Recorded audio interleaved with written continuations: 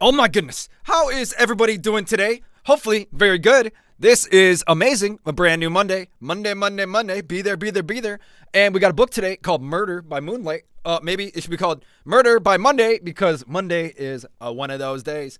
Anyways, yeah, so here we go. Getting ready to read this book. Some plugs, let's get them out of the way. Like, subscribe, smash them buttons. Smash the like button, subscribe button, notification button. You know what you should be smashing. Some books, really quickly. Bright Dreadful Sun, wonderful. Oh my goodness, my third book, Yamikage, the library edition. My first book ever. And on top of that, oh my goodness, Not Every Star in the Night. So scary. Whoa.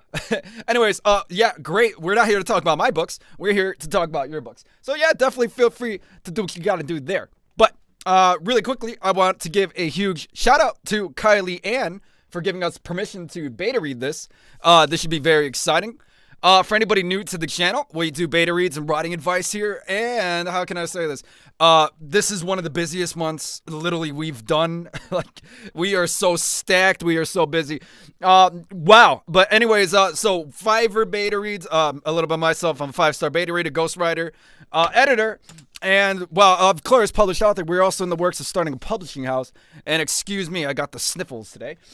So my fast talking is going to be a little bit kind of off.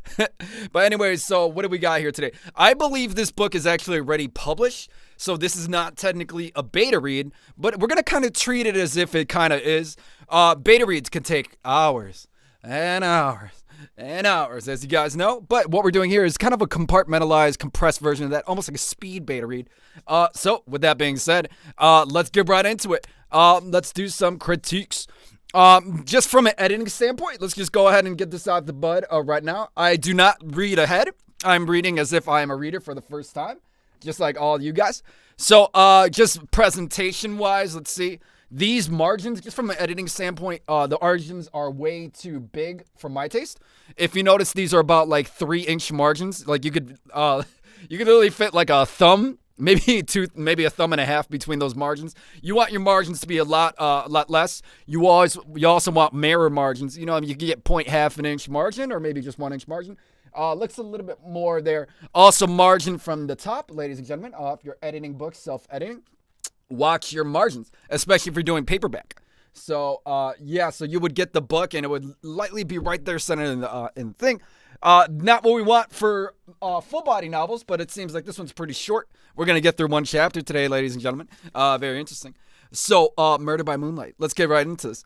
First sentence, first page, first chapter, first paragraph. As you guys know, very important hotspot real estate. So, let's see what we got here. It was a Friday night in a small rural town. Nice specific setting. Love that. With 600 people. I would elevate that just a little bit. You could use as and. As and to elevate this very first interesting. But at the same time, it is kind of a full body sentence there. A little bit. I would focus on. She's got the imagery in there. She's got the distinct setting. Maybe just a little more symbolism. Mangrove trees are surrounded by a thick bush. I like this, actually. Really cool opening on setting. Let's see where the characters come in. I'm going to kind of speed through this a little today. The full moon was bright. Full moon does not need to be capitalized. Was bright, casting a long silver streak around the water Driftwood Hotel. This is something I got a feeling I'm really going to like just because of the specific setting, the imagery, a little bit of sensory details, what I'm hoping to find. Okay. Old mangrove tree where the locals meet after the barn. Okay, so we're setting up the introduction. We got a clear introduction for setting. Really good. 5 minutes drive ahead. Setting. Animal rescue. Ooh. A lot of specific settings. Double check. We still want to get that central theme in there. So right here, the central theme is still a bit convoluted. Genre as well, but that's okay. We're still on the first page. That first page, why do I say that? Is because that first page is so very important. So with that being said, author, when you cut out these margins, these large margins, you're basically taking up valuable page space. Look how much extra words can be fit right there, just simply right there. Like, let me see. Can you see my mouse? Yeah, there's the mouse. Yeah, you could easily fit like the page count if we used a little bit better margins. Would certainly be sized down. 1 second. Okay. Now let's keep on moving. Araya is a 5'8". Okay, good. Specific setting, elevating character profile. Very cool. Perfect likeness like her mother. That doesn't need to be there. Araya was at a hotel with her boyfriend Garrett, a 6'4" man. Really good. So, ladies and gentlemen, she's elevating her character profiles right there in the introduction where they need to be. Very good. Same with the elevated appearance, too. A lot of people neglect appearance. You'd be so surprised about how many manuscripts will just speed past just that. That right there is just so important because now you can actually picture the characters. We want to fall in love with the characters. We don't want to just like the characters. We want to love the characters. So love at first sight is very important. So I'm glad the authors really got the strength of really picturing, setting up those imageries, the setting. This is leaning towards something I would even consider, think about publishing. If when the publishing house is like this is if this I got this manuscript, I'd be like, okay, it needs a little bit of work, but anyways, let's see. Okay, first dialogue, as we know, is very important. Did you hear the scream last night? It was a bud cutting the scream. It sounded like wonderful. First dialogue comes with a metaphor. I could probably speed through a lot of this. It seems like the author knows what they're doing. Yeah, it's setting. See, also at the same time, that is purpose. It's getting a lot of message there through subtext. Very good. Very good first dialogue. Oh my goodness. Nailing the appearances, the setting. What else are we looking for? So now I'm going to be looking for those macrocosm concepts like plot type, plot structure, genre, inciting incident, the rising action, increasing tension, the rising action, climactic rise. All these things are really, because it looks from the microcosm. They know how to write. Garrett asked. Very good. We're writing in past tense. Double check that stays consistent. Area live right behind the hills. I guess it's impossible. Onion chops. There you go. Ba-bing, ba-boom. Double check the onion chops. That ping pong dialogue. You don't want that fast back and forth all the time. Definitely, it's not allowed. But sometimes it doesn't make for the best read. Like, look, this is occupying a lot of valuable page space. So what I'm getting is 68 pages. With proper margins, that could probably easily go down to 40, and then with more valuable real estate being protected. Protect you, let's go. Yeah, so when you get the onion chops, that could really lose translation. Onion chops are those really small slivers of dialogue. Paragraph bodies, I like to see full body narratives with my paragraphs. A nice, healthy 5 sentences. But it seems like that narrative to paragraph balance is nice and neat. So this is what we like. Area had seen dead people before, after all. So we're definitely somewhere in the horror neighborhood here. This is really cool. That's my genre. Okay, love it. Oh my goodness. Oh, one of my genres. Seen dead people before, but his mom died and she tried to resuscitate her.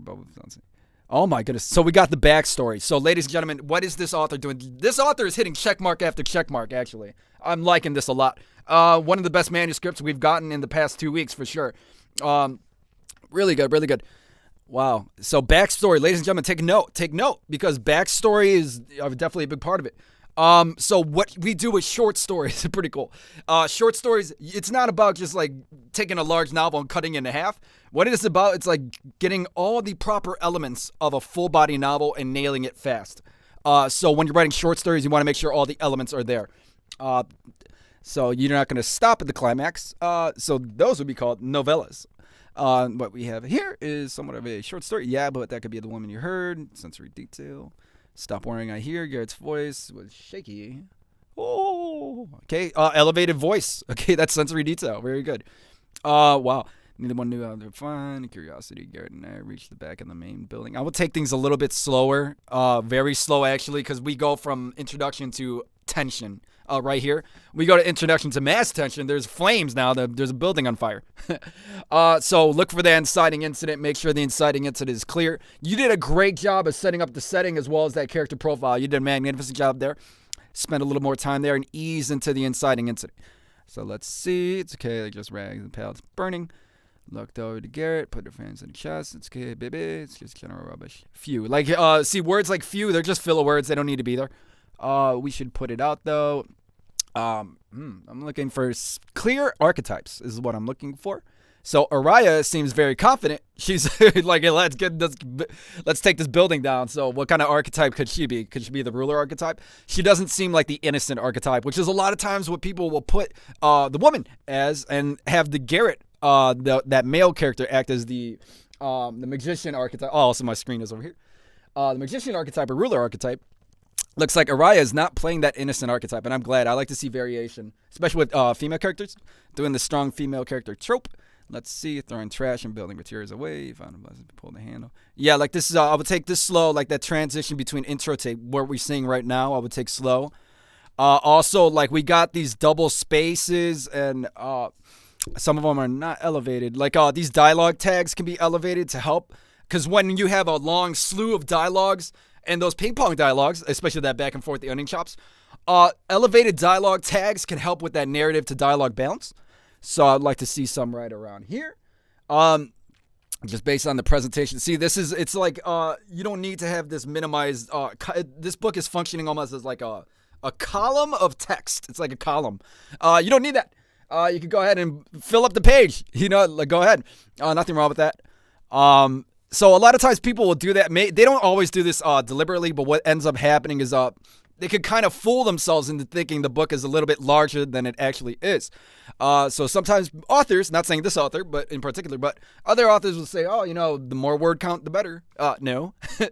No. Actually, that's not always the case. Actually, sometimes it's mostly not the case, because you got to know when to pull back as well. Maverick, we got a new character introduction here. Nice. 82. Oh. 82 and homeless. What the...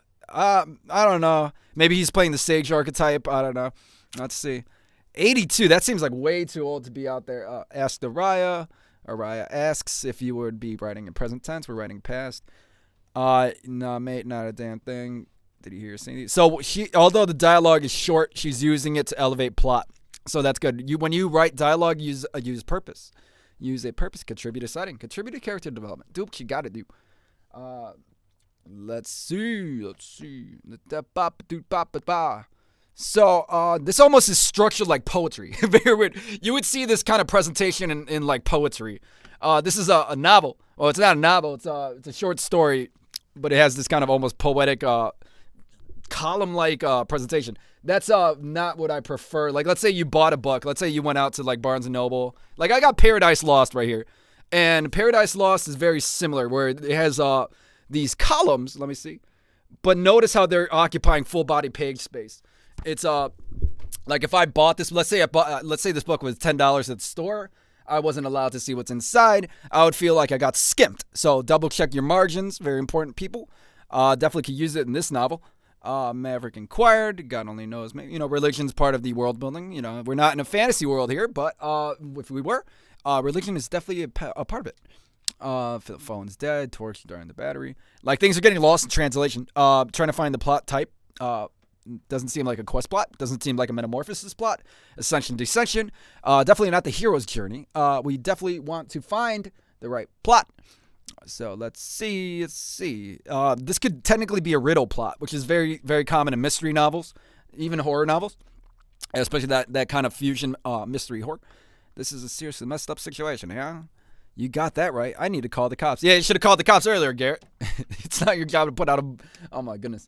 F3350. So, where is she? Where is the writing count? Okay, so we're not going to be able to get through this whole manuscript. I'm trying to get this underneath 20 minutes.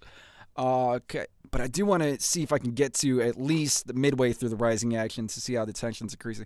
So, ladies and gentlemen, rising action using to increase tension. So, with that being said, very good. Very good. Oh my goodness. So with beta reads, especially when you do beta reads, when you receive beta reads, a lot of times less is more. When you receive beta reads with less critiques, it's often a good sign that your book is doing well. So with that being said, this is kind of that feeling where it's like, I got a small amount of critiques, but there's a lot of compliments. So what we see here, ladies and gentlemen, is a nice cheeseburger paragraph right here. Ba-boom, ba-boom. So 3-sentence paragraphs I like to call sandwich paragraphs.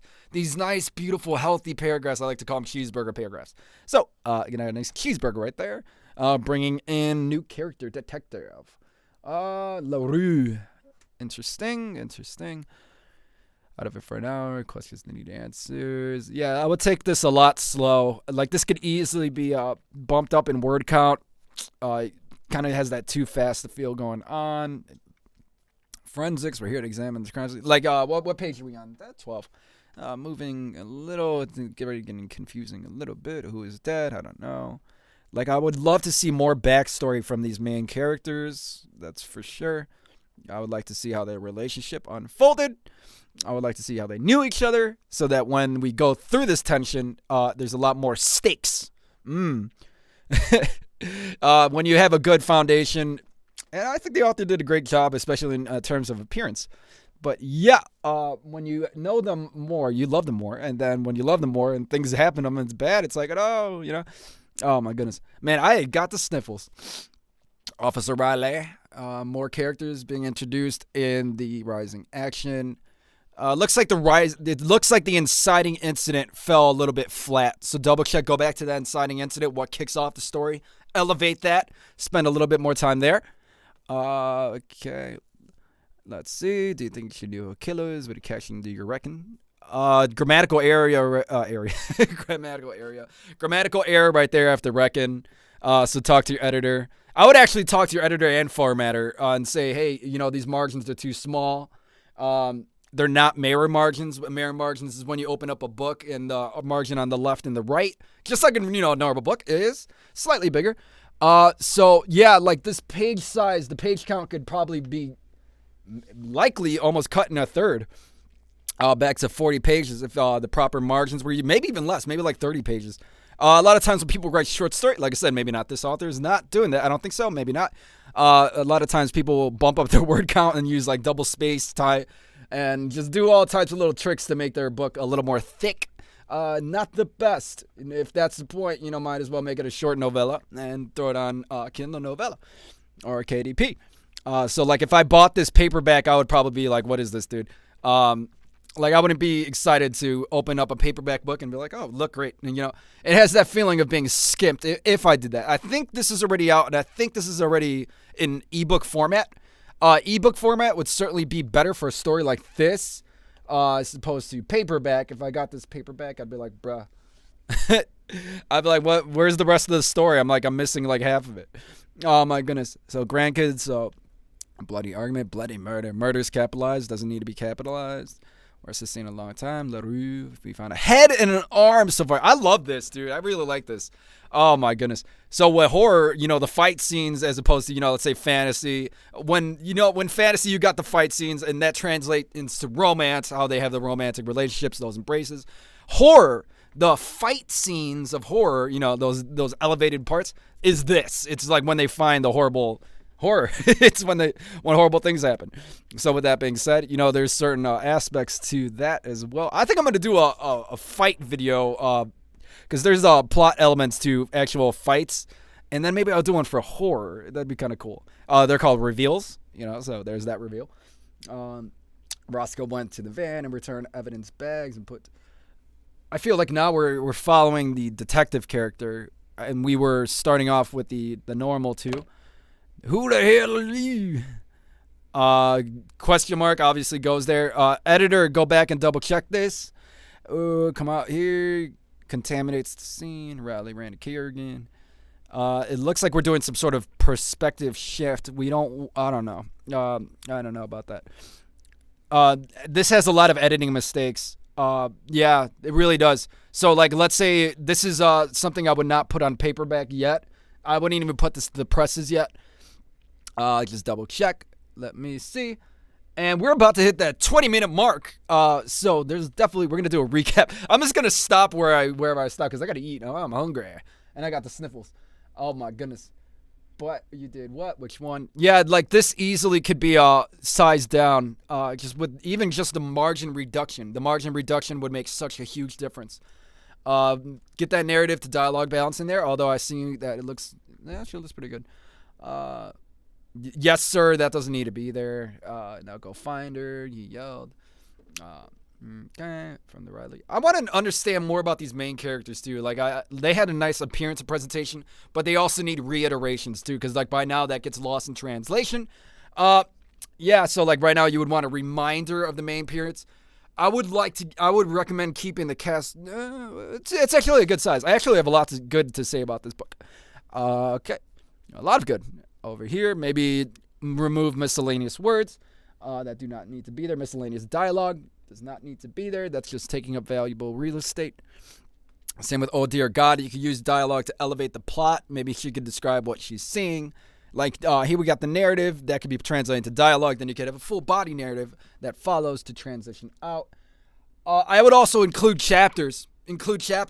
That definitely helps, even if it's a short story, because that's going to give us that separation that we're going to be able to recognize. Oh, my Lancer. Oh, my Lancer. Let's see. Who would do something so cruel and callous? The poop is angry. The skeleton remains over legs. Man, I love this, dude. I'm writing a book that's somewhat like this. It's called, oh, my goodness. A little more gruesome, but this is very gruesome, too. I like this. Actually, I think this is going to win the, so far, October. Oh, if it wasn't for if it wasn't for the presentation, I would make this #1 manuscript this month. I'm going to start doing that. I'm going to start giving awards. #1 manuscript, like maybe we get the subscribers to promote the book or something, or maybe I buy the book or something. Like I said, gotta stop. Let's stop here. 20 minutes. So yeah, we've been usually doing these for 40 minutes long. I don't have that time today. I got the sniffles. But hey, what are you gonna do? So very interesting stuff here. We got Murder by Moonlight. Very cool. Imagery is there. Setting is there. Elevated setting. We got some good characters. They had elevated character appearances. Very cool. Strong introduction. That is what we want to see. A very strong introduction. I'm sorry, 1 second. Certainly a very strong introduction. That's exactly what I want to see in a novel. Especially a novel like this. Those gruesome scenes that are indicative of horror. Elevated. Love it. I think a lot of maybe some character reiterations, maybe some full body narratives. My biggest problem was with the presentation. Maybe not a problem, more of a critique. These margins are way too big. This is one of those, it's having one of those effects where it's a little bit fooling itself in a way, where like this book is actually a lot shorter than it looks. Although it's 68 pages, with reformatting, it certainly would be a lot smaller. And also that's a little bit easier on the eyes. That could help. We'll receive more information. Therefore, remember, more chapter bodies. Get some chapters in there. And that's pretty much it, ladies and gentlemen. So go ahead, check out this book, Murder by Moonlight, which actually is out. And special shout out to Kylie Ann. More books on the way, I believe. And then I will be reading this probably on my own volition. But all right, have a good day, everybody. Keep on practicing. Keep on writing. See ya.